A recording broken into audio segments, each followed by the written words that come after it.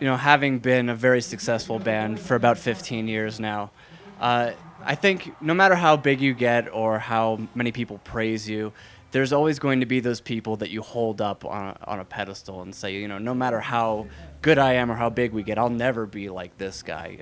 To you, who are those people? I could name a bunch of them. And the first one comes to mind is like Metallica, I'd say. There's a whole bunch of folks out there that I look up to in one way or another. Some of them we've gotten a chance to work with, Rick Rubin being an example of that. And in that case, what's really nice about, being able to actually work with Rick and,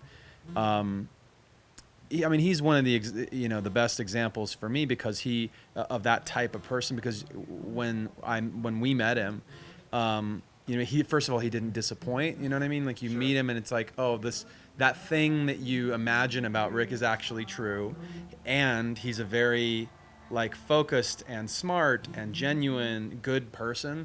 And then the guidance that he gave along the way on the few records that we worked with him on so far has been, invaluable. It's like the type of things you can apply to every time you get in the studio, not just the record at hand. Even to the extent that right now I just put out a song under the group name or the artist name Fort Minor, which is my side project. Sure. I put that out this week and it's called Welcome. And as I was writing that, there were things that I used in making that were lessons I learned from Rick. We would always do as just an exercise. If I listened to a song if I was listening with, it was usually me and Brad and Rick. If we were listening to a song that we were writing and we thought, okay, one of the exercises was, what does this sound like? And maybe these artists, say name 3 or 4 or 5 artists. Now what can those artists totally not do? What do they not have the personnel for? What do they not have the talent for, or it's not their forte? And now can we do that and add it in? Because our band, what's nice is our band is actually really versatile, so we can throw weird stuff into songs, and that's something we use all the time. How about you, Phoenix? I think for me, Paul McCartney and the Beatles is probably the obvious go-to, and with that, I think one of the things that we got to do a while back, which was really special, was get a chance to play with McCartney at the Grammys. So I know for me, I've always loved what they were able to do and what he still does, specifically playing bass. And there was a point where we were transitioning into Yesterday in rehearsals, and it's a very strong memory in my mind where I thought in a moment he might just ask me to stop playing, and that he will just I'll take care of this. You're kind of butchering the song. Oh, you're good, buddy. But he didn't, to my credit. He's a nice guy. No, he was awesome. He was great, and he was another one who didn't disappoint in the slightest. There was nothing but greatness when we got a chance to hang out. So he's definitely up there for me.